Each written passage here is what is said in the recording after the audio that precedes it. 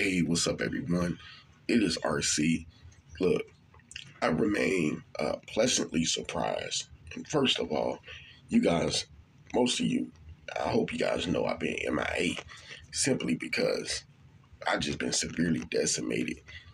I have not been well. I have not been well. And I fought through it for a couple of videos, but, getting better, just road to recovery is Ooh, let's just say that. Let's just say that. But it's tough. Okay, but yeah, I'm pleasantly surprised though by the season that my Hawkeyes are having.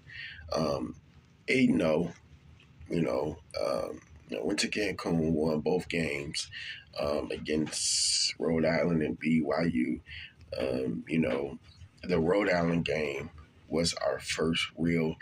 I'm not gonna say it's our first authentic real opponent because Rhode Island is, college always, trying to fight for respectability, I feel, especially, say, on the women's side of things. Maybe the men's team has been competitive at one point or another, but, Rhode Island fought tough. So what I mean is they were the first team to actually play us close pretty much all the way through the game. So we had our first test. It came without Luciosa. We were able to win that game. Um, you know, since I've last talked to Iowa, I believe it was I toughed my way through the Leah Guyton video. And I must say I'm so proud of what she's doing as a freshman. She's come in, giving us a much needed boost for the perimeter, knocking down 3-point shots. And, this is a player I believed in for multiple years, believed in her in high school. I told you guys that she could be something special.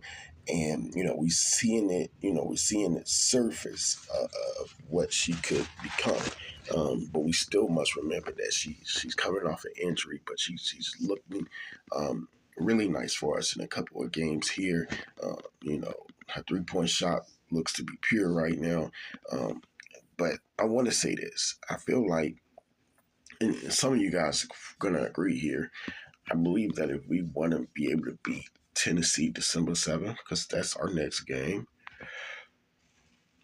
Yeah, our next game is until December 7th. If we want to be able to beat Tennessee, first off, we're going to need Luciosa.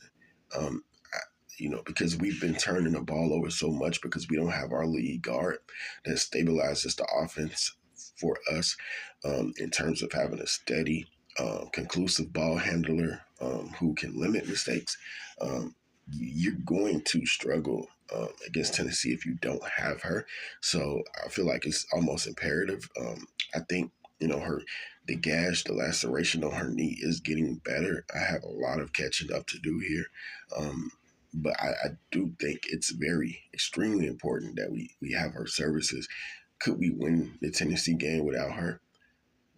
Well, I mean, if our freshmen continue to grow up before our eyes, I think the thing I like about the freshman class is that, seems like, each game, it looks to be somebody different. But lately, I won't hold any, I won't hold back any type of fabrications here because we're not going to fabricate, but I'm not going to attempt to when I say that Leah Guyton has been looking like the best freshman. I'm not want to put out competition because I think if you play hard, if you prepare well, you'll set yourself apart eventually.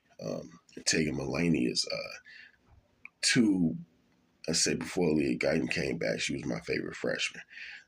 And I don't want to play favoritism, but, you got Mulaney, I'm high on Aaliyah Guyton. Ava Heiden's ceiling is incredibly high, as is Taylor Strumlow's, but they're all freshmen at the end of the day. So I think they'll all have their moments at some point. You just hope to see them as a unit, perhaps getting better as we go, because at some point, who knows, you might need them. And you needed Aaliyah Guyton, without Luciosa. So, she seems to be further along than others, but I, that's nothing that we're going to continue to pinpoint because we love all our freshmen on this team. But I look at what we've been doing, and we've been beating teams, that I feel like we should, but also it wasn't no guarantees. We could have lost to Toledo, Drake, Kansas if we didn't prepare right, if we didn't come out with our A game. And, Addison O'Grady has just been such a tremendous revelation, right? She stepped her game up, stepped her game up. Addie stepped her game up, and she's just, more lean, more focused, more prioritized on offense than ever, and just making a tremendous senior season case for herself, and just having a special season. And then Hannah Stokey showed me something last game. I've been looking for Hannah Stokey too. It's not always like, I need to see her taking jump shots, but I just need to see her more aggressive, shooting threes. She was a lot more aggressive. She's leading the team in rebounds, so she's doing her thing. But if Hannah want to take that next step, like professionally, like WNBA, here as a junior, I just need her to continue to blossom into a better scorer. Her free throw percentage is up, so big time credit there.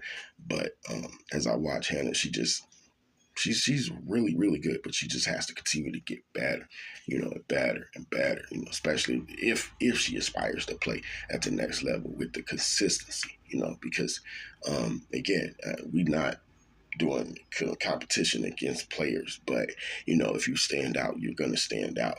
And right now, Addie O'Grady, for me, is the preferred big, and maybe it's because Addie's playing the 5 and Hannah slid to the 4, but Addie's having a tremendous season. Hannah is too.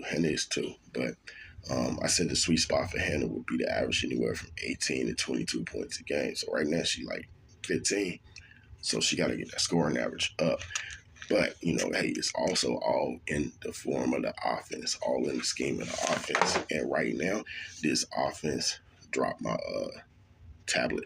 But, yeah, all in the form of the offense. And so, for me personally, to just continue to move that ball, as many scores as we have, as many scores as we have, the better. But yeah, that's it for this video. We'll be back. We'll talk more about this. We'll talk more. I'm out.